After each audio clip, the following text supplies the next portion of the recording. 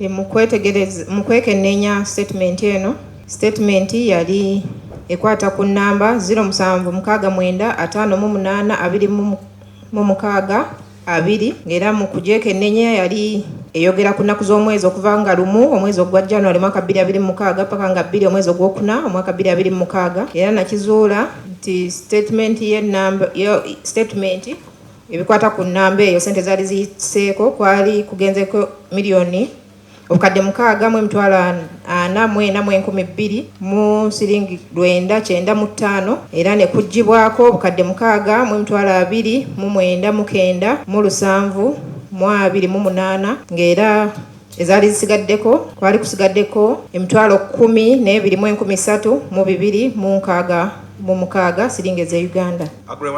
Era sente zino zaali zivudde mu mikutu gya mirundi esatu nga zaali zivudde mu Stanbic Bank omutendo okusooka nga ze zaava ku akaunti okudda ku simu nga zaava ku akaunti namba 903 noti 2728 ku akaunti eya sente za Uganda ng'eri mannya ga Onyum Christopher Okello. Era nagenda maaso okwekenneenya bikwala ku eno namba 07695826 n'enkizuula nti ennamba eno yasemba okukozesebwa nga 2 omwezi ogwokuna omwaka 2026 ku ssaawa 5:38 ne seconds 7 ez'okumakya. Era nagenda maaso n'enkizuula nti essimu yokka yali ekubiddwa ennamba eyo nga kwolwo olunaku nga 2 omwezi ogwokuna omwaka 2026 yali ekubwa ng'era bakuba ku namba ya poliisi ebiba biguddewo amangu namba 25633112 ng'era yakubibwa ku ssaawa 5:25 ne seconds 22 ez'okumakya ng'era baagikubwa kuva ku biiki y'eggaba. For how long was that call? My lord, it lasted for 39 seconds. Ng'era essimu yakubibwa yamala seconds 39. Good afternoon, sir. Good afternoon, madam. What's your name, sir? My lord, I'm Detective Inspector Mpamizo Agre. Gamba detective wa poliisi. How old are you, sir? Mpamizo Agre. I'm 57 years old. N'emyaka 57. What's your religion? I'm a Protestant by faith. Protestant. Please go ahead and take oath. I, Detective Inspector Mpamizo Agre, swear by the Almighty God that the evidence I'm going to give to this honorable court shall be the truth, the whole truth, nothing but the truth. Agre, you say you're 57 years. It's true, my lord. What do you do for a living? I'm a police officer. Kituufu n'emyaka 57 ng'era ndi musirikale. Where are you attached? I'm attached to Kampala Metropolitan Police Headquarters, CPS. Era nkolera ku CPS, Kampala Metropolitan. What role did you play in this case? My lord, I received instructions to carry out investigation support Kabaragara Police Division. I was entrusted in two. You received instructions? I received the instructions from Detective Esrite James, Divisional CID Officer, Kabaragara Police Station. Yes. I received these instructions after I have been sent by my CID commander, ACP Talemwa Moses. Nafuna ebiragiro okuva ewa Detective Esrite James oluvannyuma lw'okubanga nali pituddwa mukama wange ACP Talemwa Moses.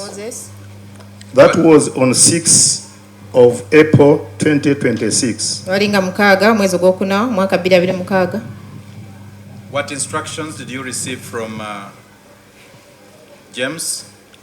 I received instructions to process court orders, nafuna ebiragiro okugenda mu maaso n'okufuna order za kooti, obtain call data records, mobile money statements, KYC in full, know your customer, and card history for a phone number 0769 58 26 20, being the phone number for a suspect by name of Onyum Christopher Okello, who was being investigated for an alleged case of murder.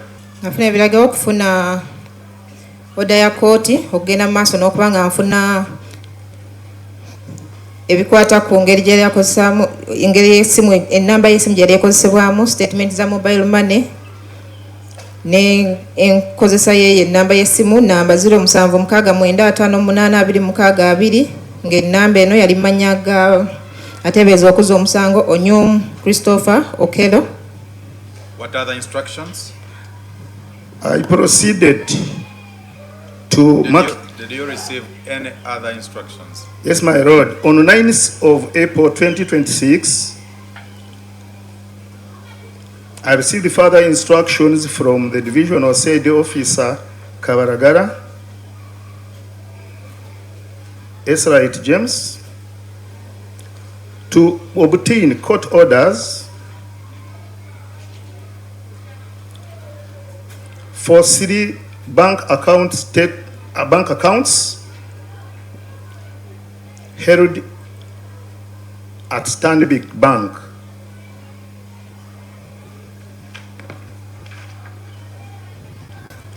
Era nawe bw'obuvunaanyizibwa obulala nga 9 omwezi gw'okuna omwaka 2026 okuba nga nfuna court order okugenda mu maaso nga nfuna kubikwata ku akawunti 3 ezaali mu Stanbic Bank.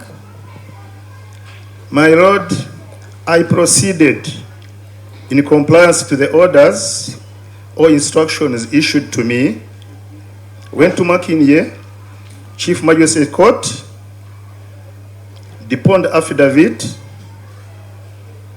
secured court orders for inspection and retrieving of copies of information from MTN Uganda Limited and Stanbic Bank Uganda Limited. Era nagenda mu maaso n'okugondera ekiragiro kyali kimpeereddwa ne ngenda mu kooti y'e Makindye, Chief Magistrates Court, era ne ndayira nempayo ebirayiro era ne nfuna order okuba nga ngenda okutunula n'okufuna kopi z'ebikwata ku kopi z'ekiragiro okugenda mu kitongole kya MTN Uganda Limited ne bank ne Stanbic Bank. My lord, I served the court orders to the manager MTN Uganda Limited, and I was issued with the information that I had requested: core data records, KYC, mobile money statement, and card history. Nagenda mu maaso order ne nzitwala ewa manager mu kitongole kya MTN. What did you get? I obtained core data records, mobile money statement, KYC, and card history for the number 0769 582620. Ekiragiro kya kooti kye nafuna nagenda ne nkiwa manager wa MTN okusaba call data ebikwata ku ntambuza ya sente ku namba y'essimu 0769 eri 0769585622. Repeat the number again. 0769 582620. Yes. I also served the court orders to manager Stanbic Kabaragara branch. 3 court orders, my Era lord. nagenda mu maaso ne ntwala ebiragiro bya kooti 3 ewa manager wa bank ya Stanbic ku ttabi ly'e Kabalagala. And I was issued with the documents that were in the request. That is, account statements for 3 accounts, 1 UGX, and 2 USD accounts. Era nagenda mu maaso ne mpeebwa ebiwandiiko ebyali mu kusaba kwe nali ntutteyo nga byali ku akawunti eterekebwako sente eza siringi ne sente eza ddoola. I was also issued with the bank account opening documents for the 3 accounts. Era naweebwa ebiwandiiko ebyali bikwata ku kuggulawo akawunti ng'era zaali za akawunti ebiwandiiko byali bya akawunti 3. And the accounts belonged to account name Onyum Christopher Okello. Era amannya agaali ku ezo akawunti ge gaali Onyum Christopher Okello. My lord, the accounts are in a report which I prepared so later. Fast for all of us. Yeah, taking us real speed. I'm actually looking at you to wait. Okay, the accounts belong to Onyum Christopher Okello. So Yes, my lord. what followed after you acquired all the required documents that you needed? My lord, I proceeded to analyze both the telecom data from MTN and the bank documents from Stanbic Bank, as requested by Division Law CID Kawaragara. Nagenda mu maaso n'okwekubojja byombiri ebiwandiiko bye nali nzigye mu kitongole kya MTN n'ebyo nali nzigye mu banka ya Stanbic Bank Kabalagala nga bwe nali nsabiddwa. After analysis, I issued a report which was addressed to Director of Public Prosecutions on 17th April 2026. Era oluvannyuma nakola alipooti gye nawandiikira aba ofiisi abakola ku buwabi bwa gavumenti nga 17 Ogwokuna 2026. how can you identify the report that you authored? My lord, the report was a 7-page document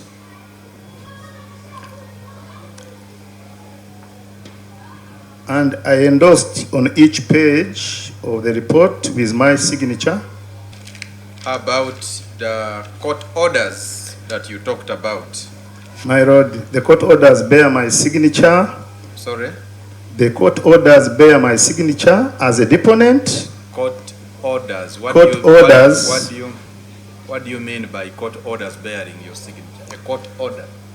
My lord, the court What orders, bears your signature? my affidavit in application for the court orders bear my signature and a copy of my warrant card ID. It is made of 7 pages. It bears my signature on each page. It's dated 17th April 2026. Eno ya ripoota gye nakola ya mikono 7 era ku buli muko kuliko omukono gwange era nga yawandiikibwa nga nakuza omwezi 17 omwezi Ogwokuna omwaka 2026. And it's addressed to the Office of Director of Public Prosecutions. Era nga yali esindikibwa omuwabi wa gavumenti. What else does your report contain? My lord, my report contains the information. No, not the content. Other than your report. Other than my report, the documents in my hands have court orders secured from McKinsey. Let's go one by one. What is the first court order? The first court order is a court order addressed to manager MTN Uganda Limited in respect of phone number 0769 58 26 20. I repeat, 0769 58 26 20. And the court order is having miscellaneous application MC Dated when?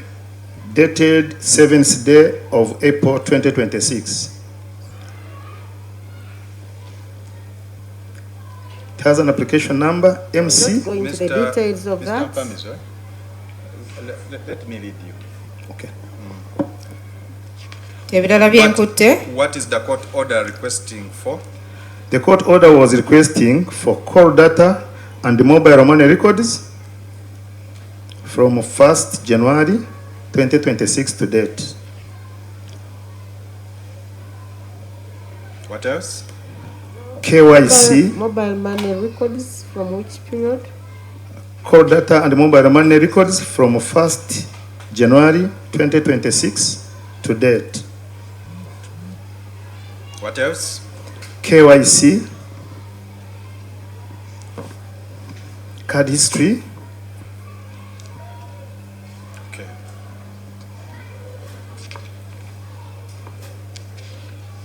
The next court order? Ebiragiro bye najja ku kkooti ekisooka kyali kigenda ewa manager wa MTN ng'era kikwata ku namba y'essimu 07695852 ng'era kyali kiriko order yali eriko yaweebwa ng'ennaku z'omwezi 7 omwezi ogwokuna omwaka 2026 ng'era etegeeza esaba nti bampe enkuba engeri enamba eno gye badde ekubisibwamu ebikwata ku ntambuza ya ssente oba mobile money okuva nga 1 omwezi ogwa January mwaka 2026 okutuusa kwolwo n'engeri enamba eyo gye badde ekozesebwamu. Next court order? My lord, the next court order was My lord, issued on 9th April 2026. Yes, I Mr. choose the wishes talk to us. Please.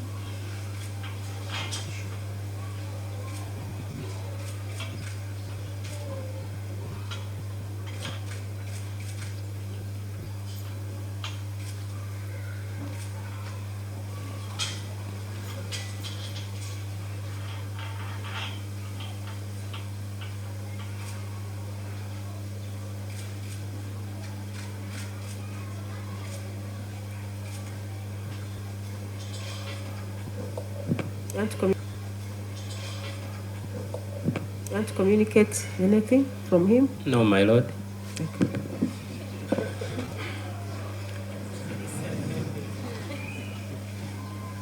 Please, let's proceed. The next court order is issued by Makinje Chief Magistrate Court in respect of account number 90300 Account number 90300 27 28 5413. Account name Onyum Christopher Okello, addressed to manager Stanbic Bank. It was issued on the 9th day of April 2026.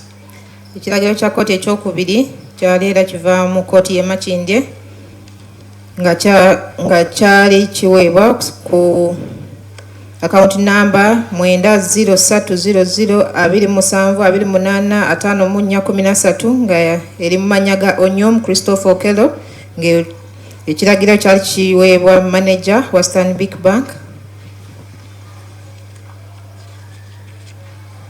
Did you get the bank statement? Yes, my lord. Ya statement ya bank najifuna. When?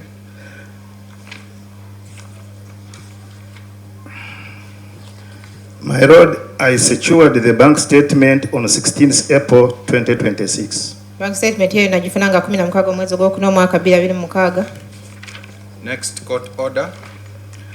The next court order is for account number 90300 27 28 54 56 in the names of Onyum Christopher Okello. Kiragiro kya kkooti ekyokusatu nakifuna nga kikwata ku account number 90302722854 ng'eri mu mannya ga Onyum Christopher Okello. Dated. Issued on 9th April 2026. Ng'era ekiragiro ekyo kyaweebwa nga 9 omwezi gw'okuna omwaka 2026.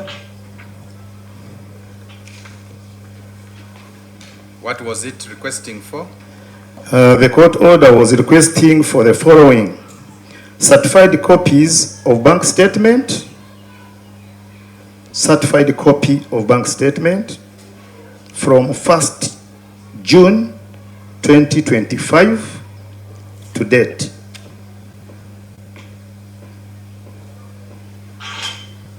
Yes. Certified copy of specimen card, signature, photographs, and detailed particulars of account holder. Certified copy of what? Certified copy of specimen card signature,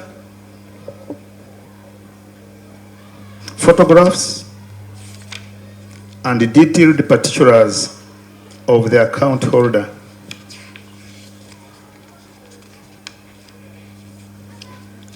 Did you get the information? More item was requested: certified copy of account opening documents, Account opening. and any other relevant documents pertaining to the account holder.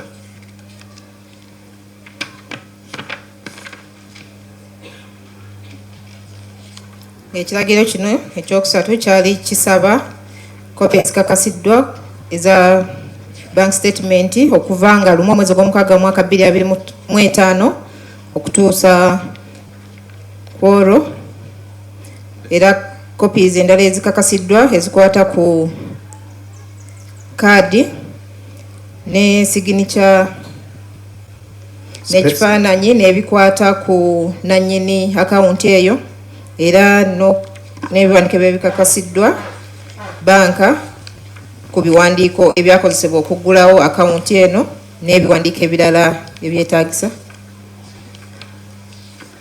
Did you retrieve the information ordered? My lord, I retrieved the information, but there is one court order which I have not talked about. Can you first finish what I am asking you? We shall go to that court order, please. Mr. Mpamiso. So what information did you retrieve? My lord, I retrieved the bank statement for the two accounts. When? On 16th April 2026. Era nafuna bank statements eza akawunti ebbiri nga 16 omwezi ogwokuna omwaka 2026. What other court order? My lord, I also obtained the court order for inspection of account number 903 002 728 5324 in the name of Onyum Christopher Okello. Era nafuna ekiragiro kya kkooti era nga kigenda mu banka. It was on 9th April 2026.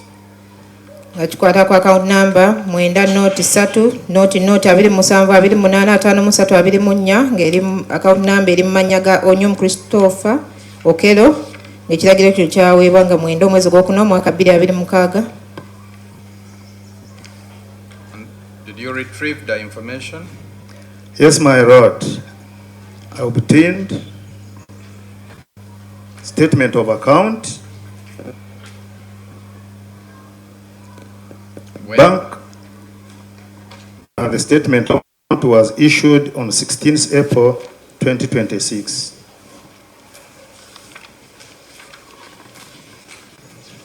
Nafuna statement ekwata ku account eyo eyampeebwa nga 16 eyafuluma nga 16 omwezi gw'okuna omwaka 2026.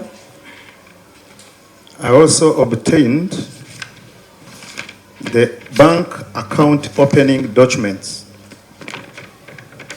Era nafuna n'ebiwandiiko ebyakozesebwa okuggulawo account For 3 accounts. For the 3 accounts, era ebiwandiiko bye nafuna ebyokuggula account byali bya account 3. how about in respect of the court order to MTN? What did you retrieve? My lord, I retrieved call data records,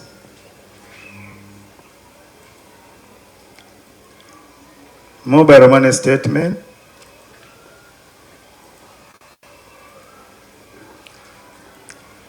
KYC, and card history.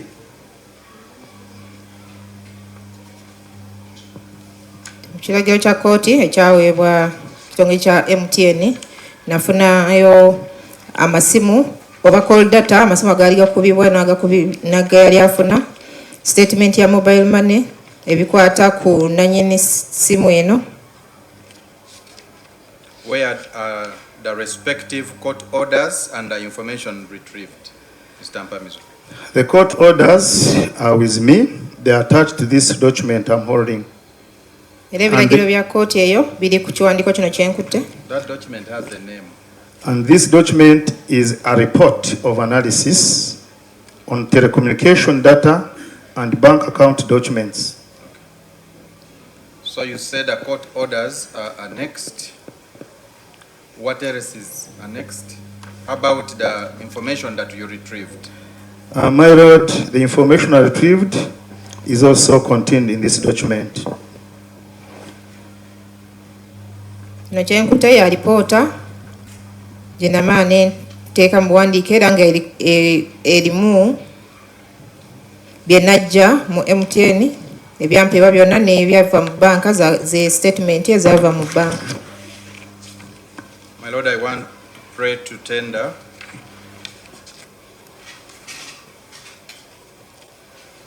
the analysis report on telecommunication data and bank account documents dated the 17th of April 2026, together with the listed annexures as an exhibit.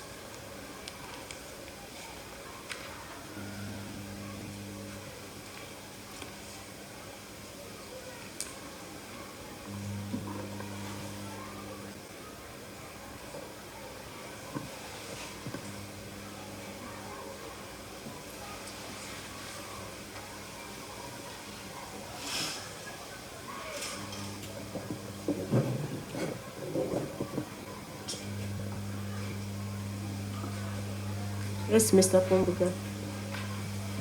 My Lord, we have no objection to the documents as far as court documents are concerned and police. However,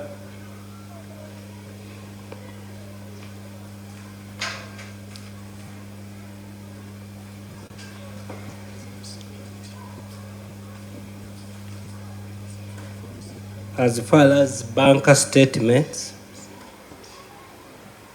or banker documents,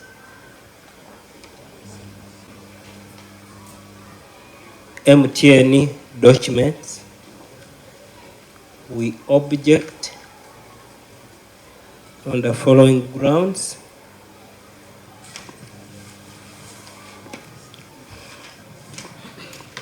One,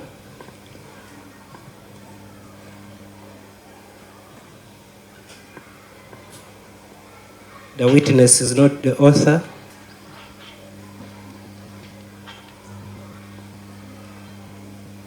He does not work with these two institutions.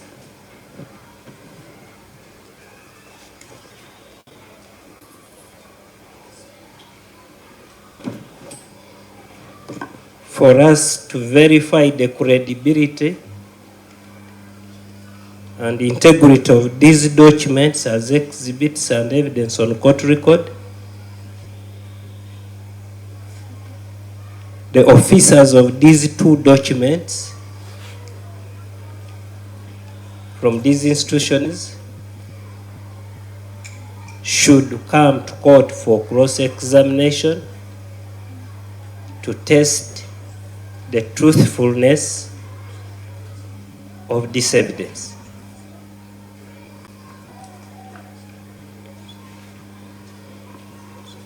I therefore pray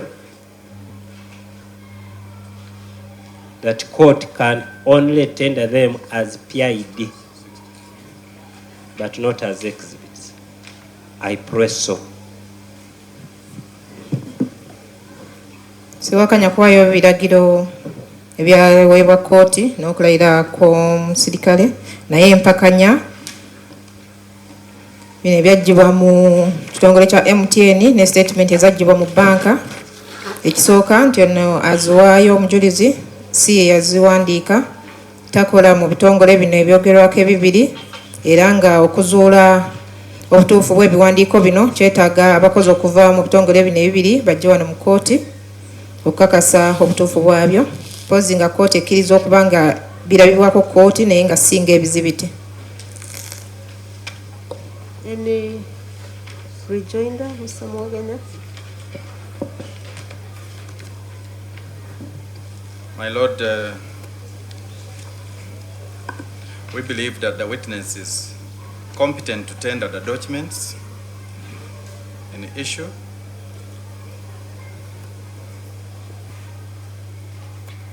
As a recipient, which documents he procured pursuant to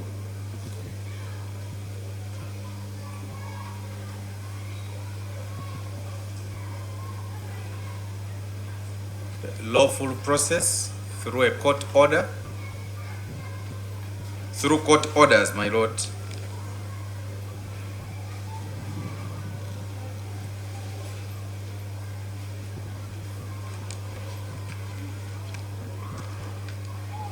Which were made, or rather applied for by himself.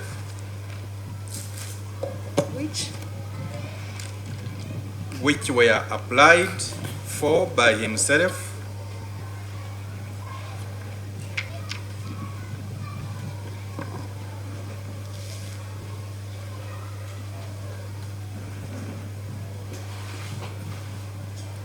My Lord,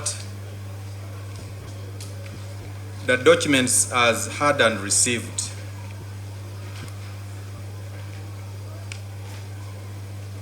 Documents are? As had and received by the witness are in their original form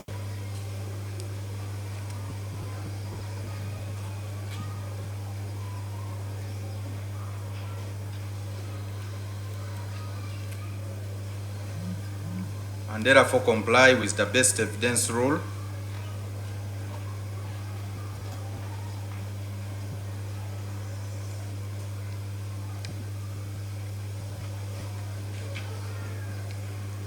So as a witness that procured, my Lord, he is competent to tender the same as a recipient. relating to the admissibility of the documents originating from Stanbic Bank, Kabalagala, and MTN Uganda. Counsel for the accused contends that the same cannot be admitted because the witness is not the author of the same. However, counsel does not object to the various court orders that led to the acquisition of those documents from MTN and Stanbic Bank. He also does not object to the report, which is an analysis of the documents he's objecting to. I find that the documents from Stanbic Bank Uganda, Kabalagala branch, and the MTN Uganda were properly obtained by the witness, and he's competent to tender in the report that analyzed them. And as a result, I admit the report together with its attachments, and I mark it PEX 15. Most of that.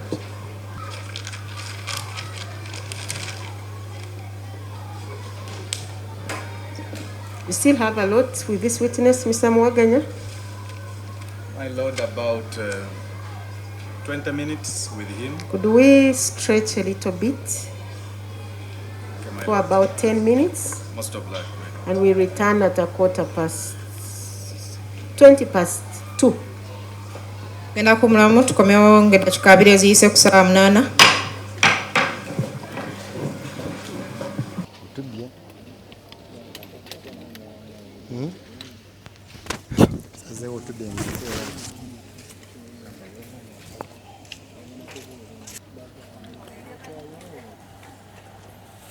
What did you establish? Upon a review of the statement for the period 1st January 2026 to 2nd April 2026, I established that the said number had a total credit of 6,442,995 Uganda shillings. 400? 442,995 shillings. Yes. And a total debit of Uganda shillings 6,299,728 Uganda shillings. Hence, a closing balance of Uganda shillings 123,266. 123? 123,266. Okay. What else did you observe? My Lord, this amount of credit was found to have come from 3 sources.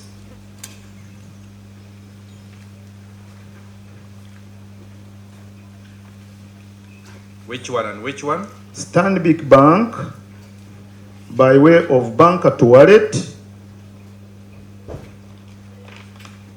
originating from account number. You're going to go a little slower than that. I think now I will be prompting you before you speak the next one. Stanbic Bank. Account number. By way of bank to wallet. From which account? From Stanbic account number 903 002 Yes. 728 5324, a UGX account in the name of Onyum Christopher Okello. Okay. Could you please interpret? Mukwekenneenya statement eno. Statement yali ekwata ku namba 07695826 ng'era mu kugyekennenya yali eyogera ku nnaku z'omwezi okuva nga 1 omwezi ogwa January mwaka 2026 paka nga 2 omwezi ogwokuna omwaka 2026. era nakizuula nti statement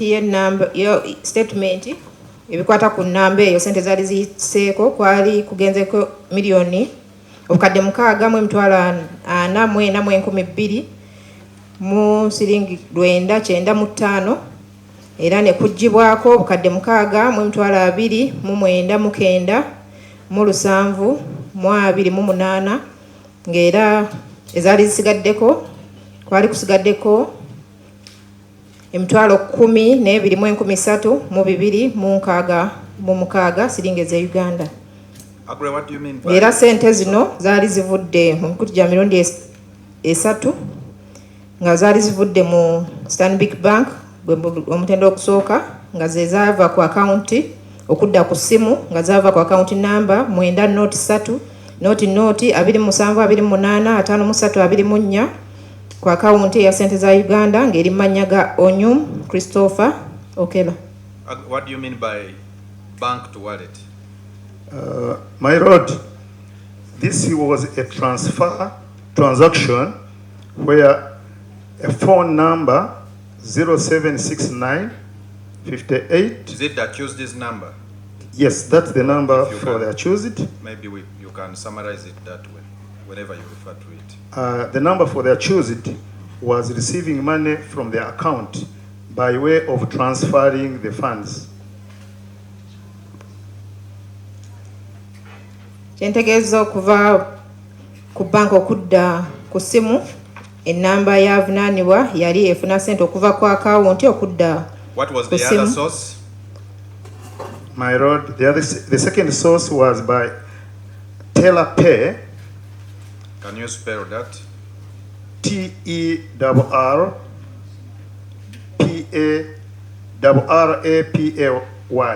Teller Pay. Please repeat that. TERRAPAY.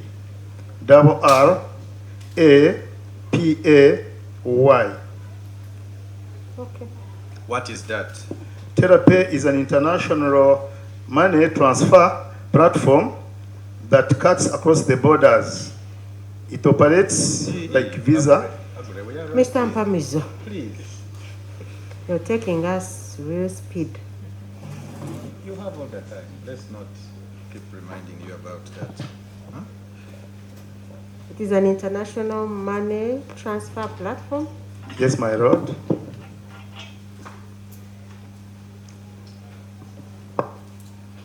Yes. That operates globally.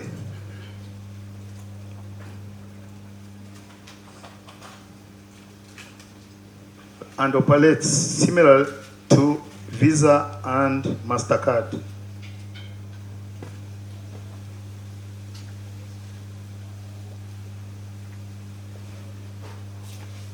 And what was the third source of credit?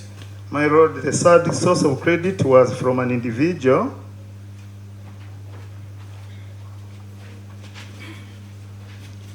on telephone number Yes. 0781 24 25 84, registered in the name Gerard Tumine.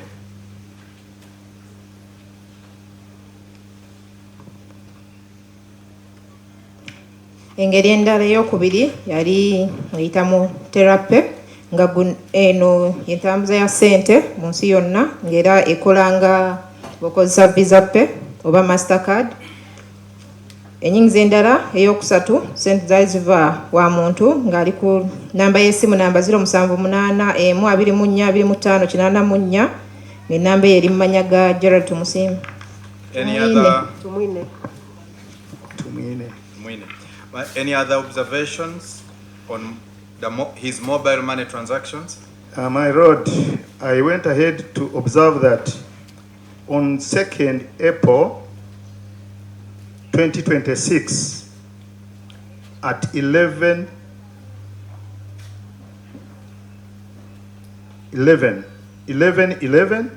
that is 11 a.m. 11. Did you capture the seconds? The seconds 05 seconds. Yes. The number of the accused made a which transfer, which is 0769 58 26 20.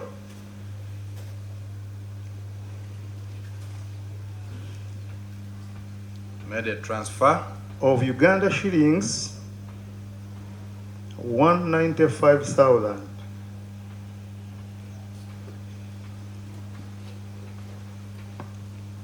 to a mobile number 0772 966 956, registered in the name Annette Agoye. Okay. Era nagenda mu maaso. Agoye. Annette Agoye, AGOE. Enkizuula nti nga 2 omwezi gw'okuna omwaka 2026 ku ssaawa 5:11 ez'okumakya. Ennamba 0769582862 nga yavunaanibwa yasindika ssente emitwalo 19,150 ku namba 0772966956 ng'eri mu mannya ga Annette Agoye.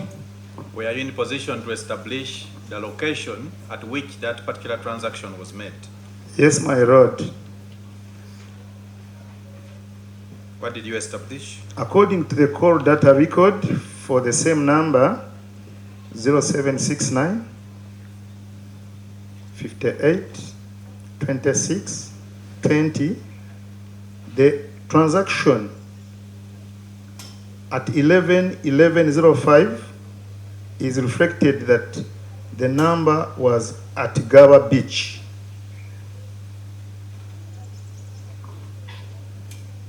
Okusinziira ku call data oba bye twajja mu MTN,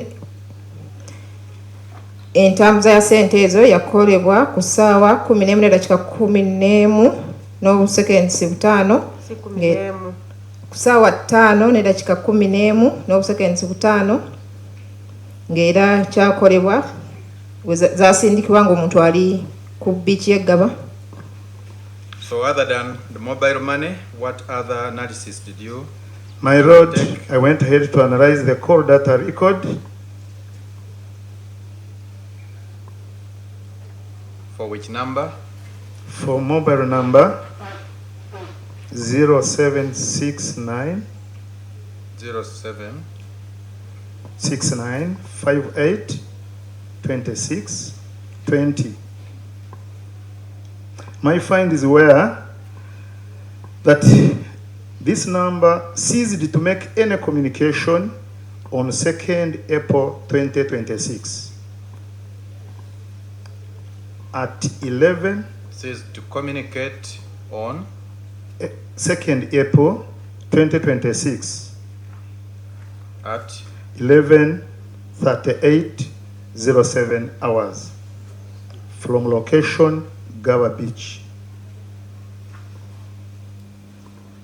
Era nagenda maaso okwekenneenya bikwata ku eno nnamba 0769582862 n'enkizuula nti ennamba eno yasemba okukozesebwa nga 2 omwezi ogwokuna omwaka 2026 ku ssaawa 5:38 ne seconds 7 ez'okumakya. any other observation? Ku biiki y'eggaba.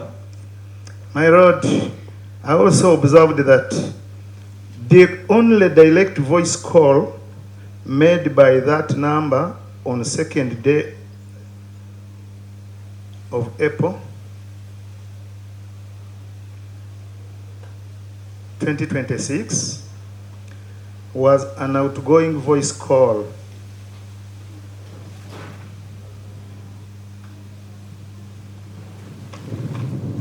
Yes. A police emergency number. To a police. Emergency number.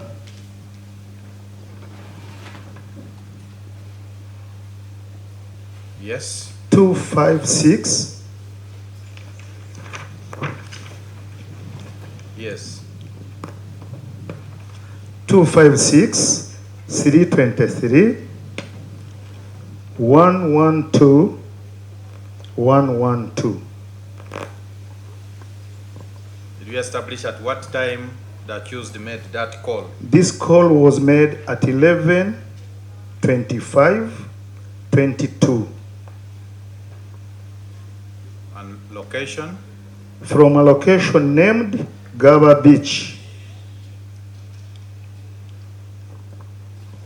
Era nagenda maaso n'ekizuula nti essimu yokka yali ekubiddwa ennamba eyo nga kwolwo olunaku nga 2 omwezi ogwokuna omwaka 2026 yali ekubwa ng'era bakuba ku nnamba ya poliisi ebiba biguddewo amangu namba 256 32 31 12 11 ng'era yakubibwa ku ssaawa 5:25 ne seconds 22 ez'okumakya ng'era baagikuba kuva ku biiki y'eggaba.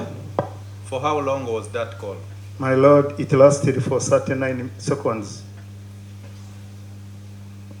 Ng'era essimu eyo yakubibwa yamala obuseconds 39.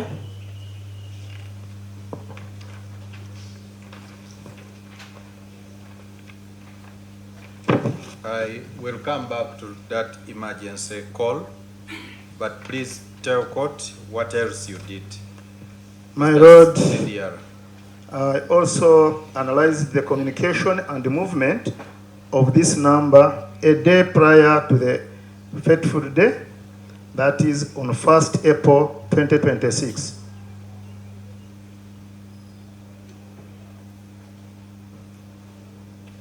Yes. I established that on 1st April 2026, the number for the accused 0769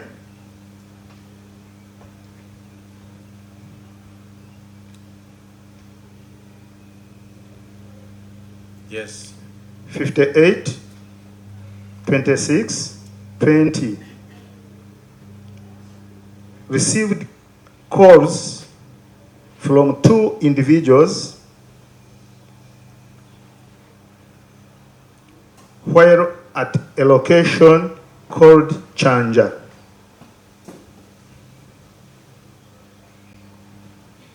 Era nagenda mu maaso okwekenneenya empuliziganya n'entambula y'ennamba y'essimu nga 1 omwezi ogwokuna omwaka 2026 era n'ekizuula nti nga 1 omwezi ogwokuna omwaka 2026 ennamba yavunaanibwa 0769582662 yafuna amasimu yakubibwa amasimu okuva ku bantu babiri ngali echanja.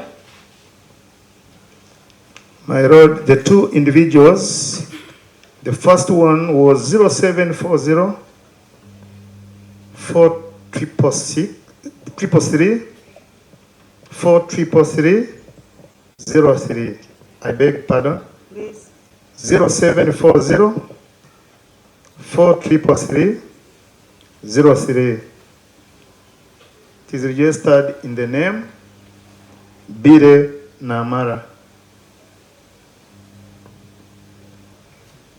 At what time?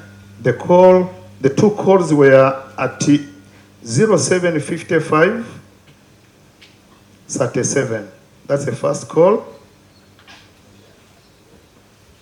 And the subsequent call was at 08 18 55 hours. These were calls from 1 individual, my Lord. The second one was at 08? 08 18 55 hours. How about the second call? The second call was from an individual, The telephone? 0743 143. Let me get that. The 2 calls, one at 7 and another one at 8, are from 1 person. Yes, my Lord. Okay. And then the second one? The second one was from 0743 Yes. 143 Yes. 706. From an individual registered as Juma Hashim. The call was at 18, 17, 14 hours. 18, 17, 14 hours. okay. From the same location, Chanja. Who was at Chanja? From when you say from the same location, what do you mean? This is the location of their choosed. Okay. The number for their choosed, my lord. Okay. Interpretation? Samba omuntu asooka yali yakuba nga akubisa namba 0740 43 ng'ennamba ewandiisiddwa mu mannya ga Bbire n'amala nga yakuba ku ssaawa 1:55 ne seconds 37 ng'era omuntu y'omu yaddamu n'akuba ku ssaawa 2:18 ne seconds 55. Esimu eyo eyakubibwa omuntu omulala yali namba 0743 1437 ng'eyo yali ewandiisiddwa mu mannya ga Juma Ashim ng'era yakuba ku ssaawa 12:17 ne seconds 14. Other than the movement and communication on the first, did you analyze any other date? My lord, I analyzed the date of 2nd April 2026. What did you find? I was looking at the movement pattern and I was able to establish that number 0769 58 26 20 moved from Chanja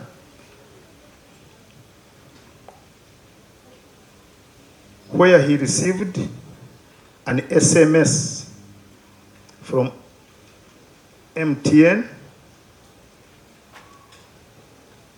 mobile money at 03:39 50 hours and moved to the next location, Eaton Clock Tower. How do you spell Eaton? EATON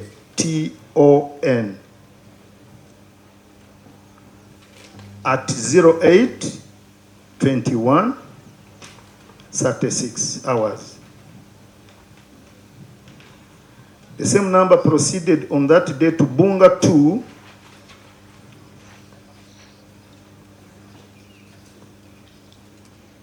from 08:44 47 up to 08:59 Up to 08:59 02 hours.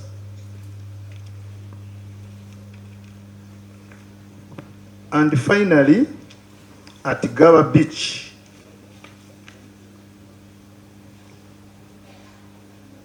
Gaba Beach at what time? from 11:07 55 hours to 11:38 07 hours. Okay. Era nagenda maaso n'ennondoola entambula y'ennamba y'essimu eno nga 2 omwezi ogwokuna mwaka 2026 era n'enkizuula nti ennamba eno 0769588262 yatambula okuva ekyanja eyafunira obubaka obwa MTN Sente ku ssimu ku ssaawa 9:39 ne seconds 5 n'avaawo n'agenda ku Eaton Clock Tower ku ssaawa 2:21 n'obuseconds 36 era ennamba y'emu ku olwo yagenda ebbunga n'abeera kuva ku ssaawa 2:04 n'obuseconds 47 okutuuka ku ssaawa 2:59 ne seconds 2 era n'akomekereza ku bikyeggaba okuva ku ssaawa 5 n'eddakiika 7 ne seconds 55 mpaka ku ssaawa 5 n'eddakiika 38 ne seconds 7. Yes, what else? My Lord, I analyzed the call data to establish which handset this number was accommodated. What did you establish? I established that it was accommodated in a phone, a mobile phone with IMEI number 351. The number was in mobile phone with IMEI number 351 557 940 981 760. Okay. My Lord, I analyzed. Just hold on for interpretation. Era nagenda mu maaso okwekenneenya essimu, ekika ky'essimu ekyalimu layini eno eyogerwako n'enkizuula nti ekika ky'essimu yali na serial number 35 15 57 94 09 81 760. What else did you analyze? My Lord, I analyzed the KYC for this number 0769 58 26 20 and established that it was registered on 3rd November 2025 by Onyum Christopher Okello using his national ID. National ID of which country? Of Uganda. NIN number, NIN CM 87 127 100 CTME.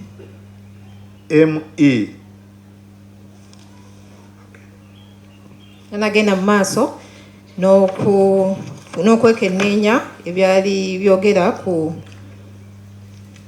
biwandiiko ebyali byogera ku namba eno 0769582622 era n'enkizuula nti yali ewandiisiddwa ng'ennaku z'omwezi 3 omwezi ogw'Okwakubiri omwaka 2025 ng'era yali ewandiisiddwa mu mannya ga Onyum Christopher Okello nga yakozesa ndagamuntu ye eya Uganda NIN number CM 871271 noti CTME. How about the bank accounts? My Lord, the same national ID was used at the time of opening the bank accounts. Yakubya akaunti za banka ndagamuntu yemu yakozesebwa okugulawo akaunti ezo.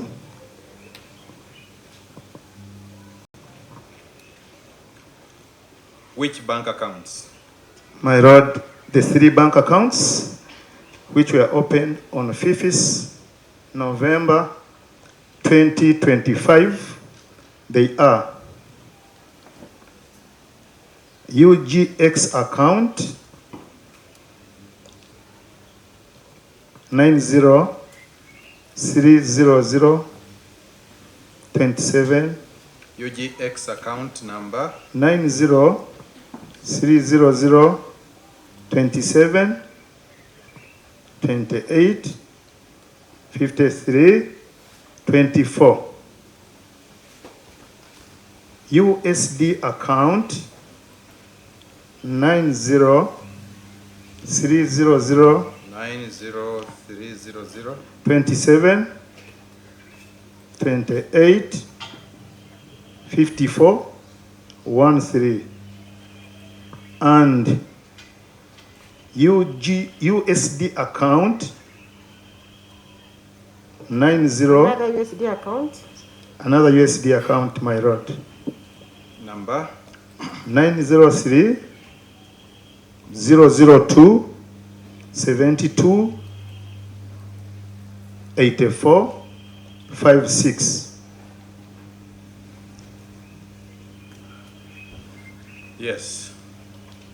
Era kizuula nti akaunti za banka zino zaggulibwawo nga 5 omwezi ogw'Okubiri omwaka 2025 nga akaunti esooka yali eterekebwako siringi za Uganda nga eri namba 9-3-272785324.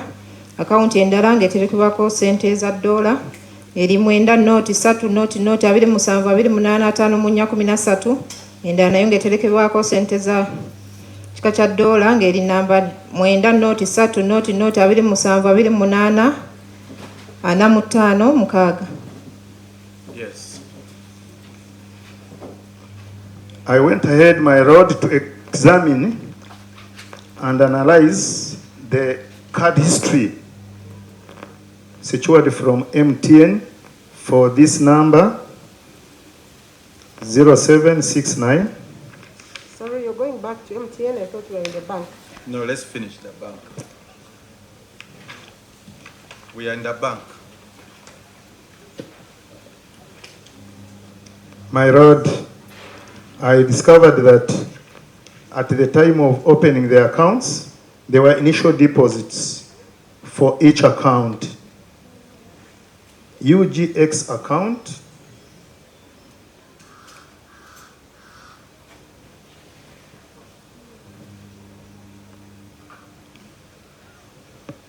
UGX, what was the initial deposit? 1,330,800 Uganda shillings.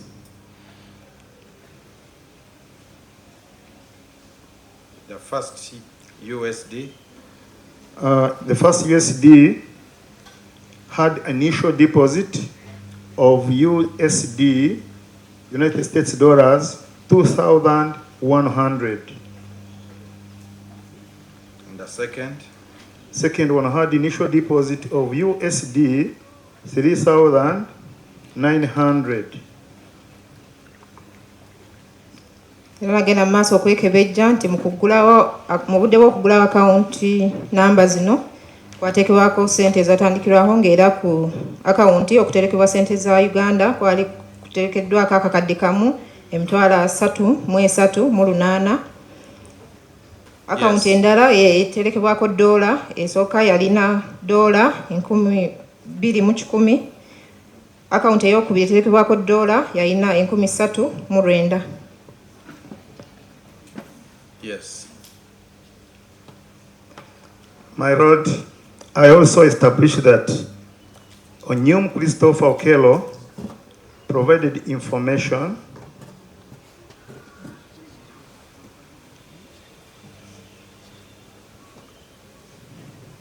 in the account opening documents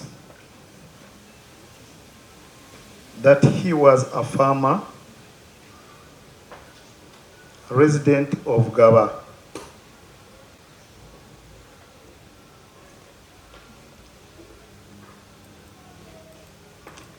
Era nagenda maaso n'enkizuula nti Omutemu Christopher Okello mu kugulawo akawunti ebiwandiiko yawaayo n'ategeeza nti yali mulimi era nga abeera Gaba. I also went ahead to establish that the UGX account 90 The UGX account? 90300 27 28 53 24 between November 2025 to 16th April 2026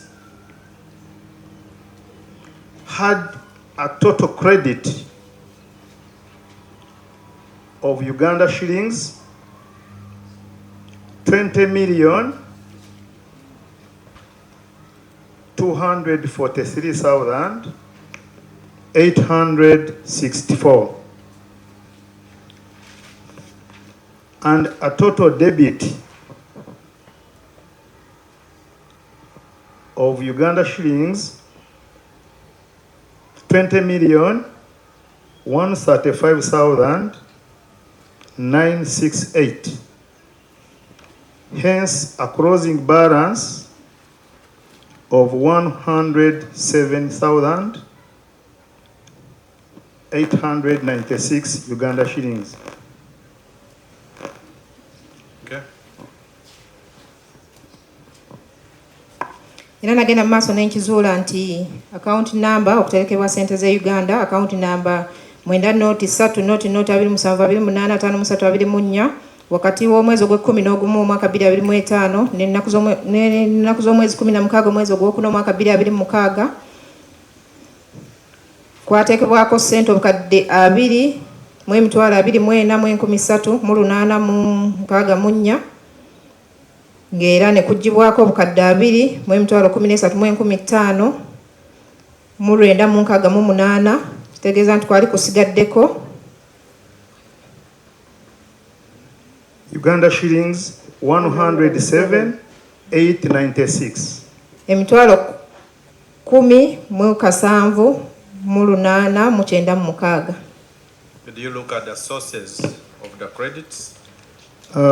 My Lord, there were various sources of credit, but the majority of the credits were coming from cash deposits,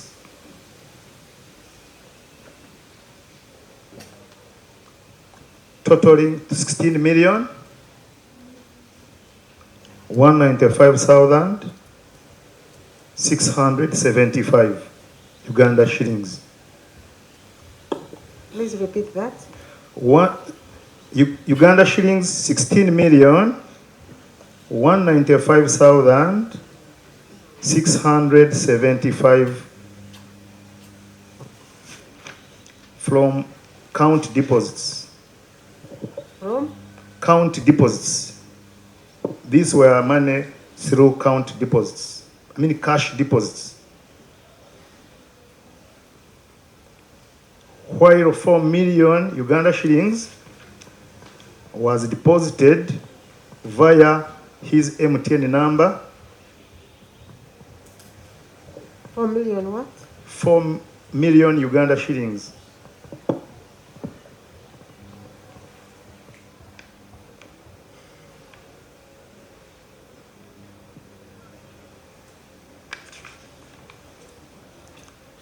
How about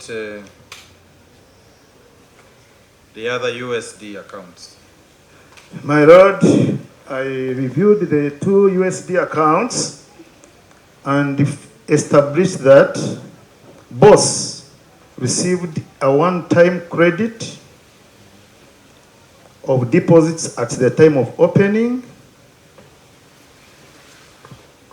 that is 2,100 USD, and the funds were gradually withdrawn over the period ending 17th March 2026, leaving a balance Over of the period ending 17th March 2026, hence a closing balance of USD 00. Agenda mu maaso okwekebejja n'enkizuula nti ssente ku akawunti zino zaali zigendako mu mitendera egy'enjawulo, ng'era nakizuula nti ku akawunti okugenda siringi kwagendako ssente, bateekako ssente enkalu, bateekako ssente obukadde 16 mu emitwalo 19,150 mu siringi 675, era ne bongera ne bateekako ssente obukadde 4 ng'akozesa namba y'essimu ye eya MTN ku kya akawunti eziteekebwako $, nakizuula nti zombi zaali zateekebwako ssente omulundi gumu mu kuggulwawo, ng'era kwe kuli $2,100 era nga ssente zagenda zigibwako mpola mpola okutuusa nga 17 omwezi ogw'okusatu omwaka 2026, era nga account ezo ezadoola tekwasigalako sente n'emu. Mr. Mpamizo, I want to take you back as we wind up to the emergency call that you say the accused made on the 2nd of April 2026 at 11:25:22. Yes, my lord. You said that he made it on the number that you have read to court.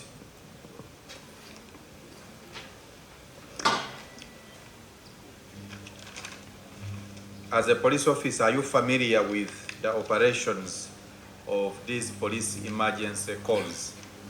Yes, my lord. Uganda has 2 emergency numbers managed by Uganda Police Force. One, you are going to be slow. Uganda ina line 2. Police ya Uganda ina line 2 kuba nga waliwo ebiguddewo. Yes. One is 999-999, that is. Esooka ye 999. That is the national emergency number. Eyo ye namba y'eggwanga eyebiba biguddewo. Then we have international emergency number 112.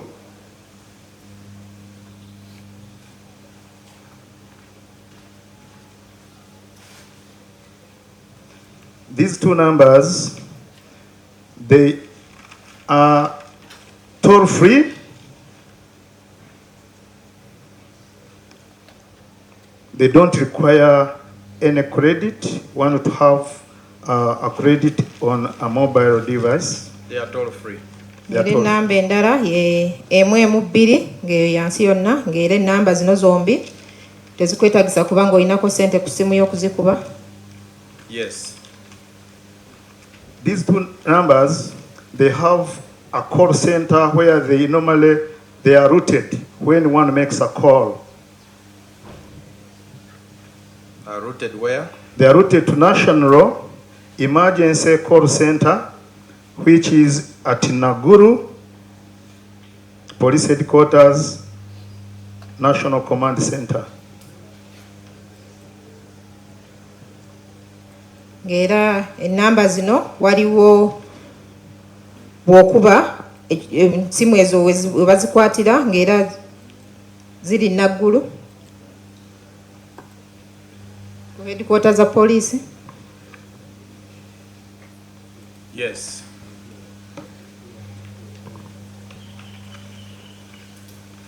My lord, at the National Emergency Call Center, when a number is called as emergency from either 999 or 1112, it is received. When a call is made, we are writing. When a call is made, either to 999 or 112, it is destined to the National Emergency Call Center at Naguru. It is? Destined. It is routed to. Yes, you already said that. They are all routed to the And National it Emergency is Center. automatically received by the system.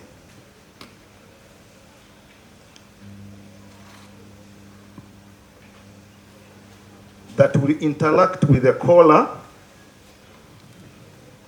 as he or she waits for the person to communicate. In other words, the caller is kept online waiting for an individual to communicate with.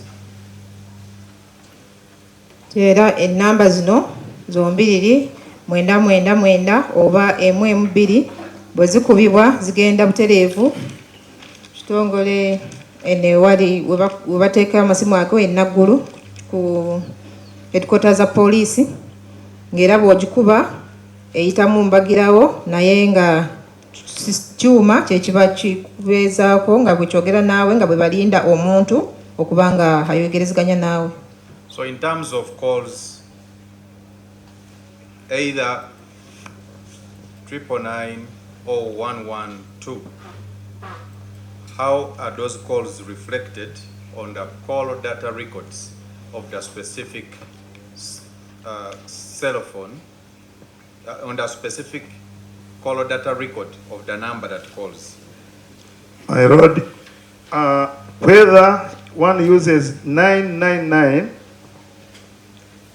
or 1112, it will be reflected to the National Emergency Call Center as 112. Sorry? At National Emergency Center, the number either 099 or 112 is reflected as 112 because of its international nature.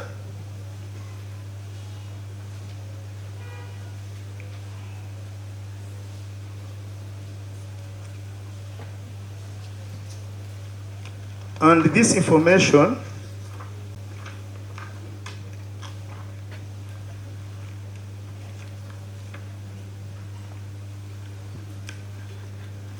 will be reflected on the data of the telecom that provides the routing.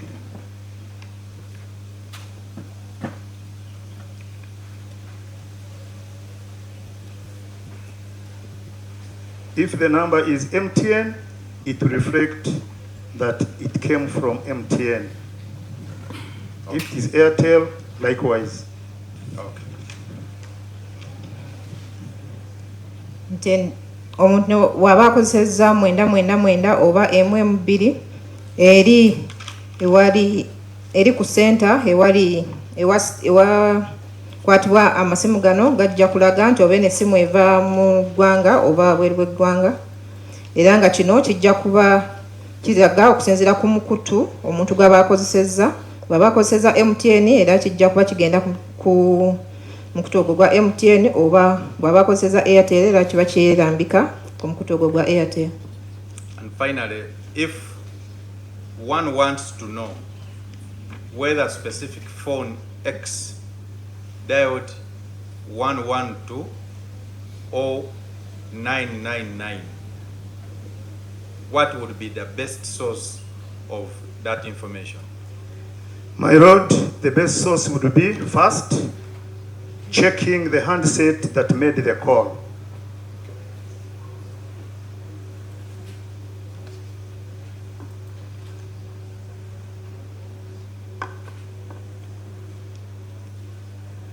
Era okuzuula omukutu ogwo bakukozeseddwa ekyansinze omukutu ogwansinze okuba nga ozuula kwe kukebera essimu eyo ekozeseddwa okuba. Then the person who received the call would be able to tell the nature of the call received. N'omuntu aba akutte essimu eyo beekubiddwa asobola okumanya kika kya mukutu ky'oguba gukozeseddwa. Finally, Mr. Mpamiso, in telecom terms, when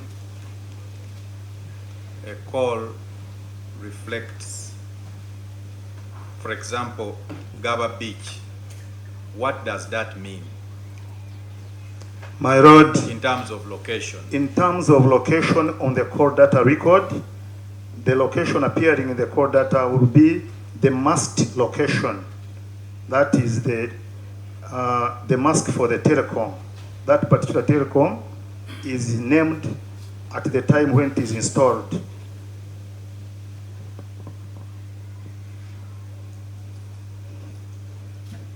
Mulimu lw'ebyempuliziganya okumanya ekifo nti oba gaba biiki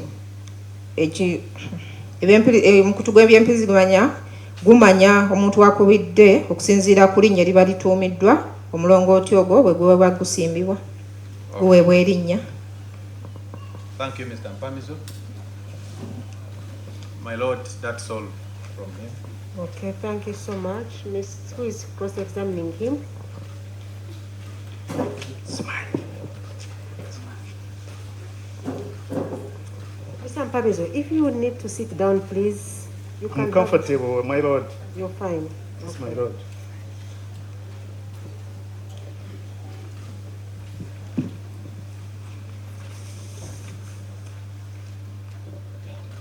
Mr. Kumbuga, any questions?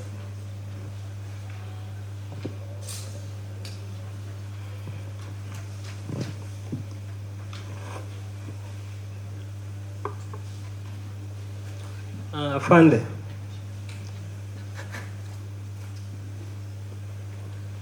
the information you have given us on record,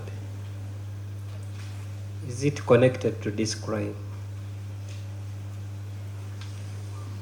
That is for me to determine as court whether it is connected or not. Much obliged, my lord.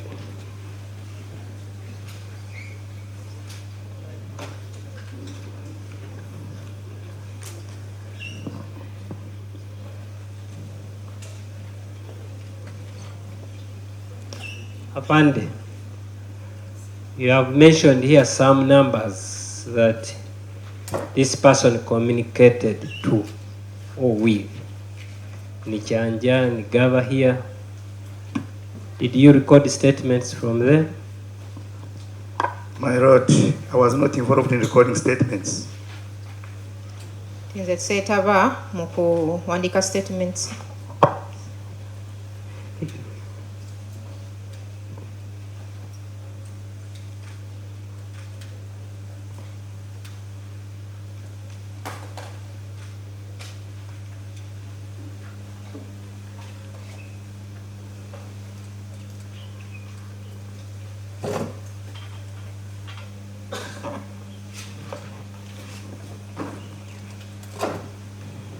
Okay. Afande, are you aware that this court commenced on 13th April this year? I'm not aware. Not aware. Sikimanyi nti hoteli yatandika okuwulira omusango guno nga 13 omwezi ogwokuna omwaka 2026. Will I be correct that some of your investigations were done on 17th day of this month? True. Kituufu nti okunoonyereza kwange okumu kwakolebwa ennaku z'omwezi 17 omwezi ogwokuna omwaka guno.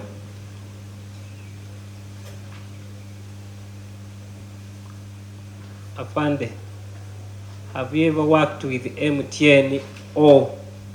My lord, I'm through with this witness. Okay. Any re-exam, Mr. Mogonya? Not at all, my Lord.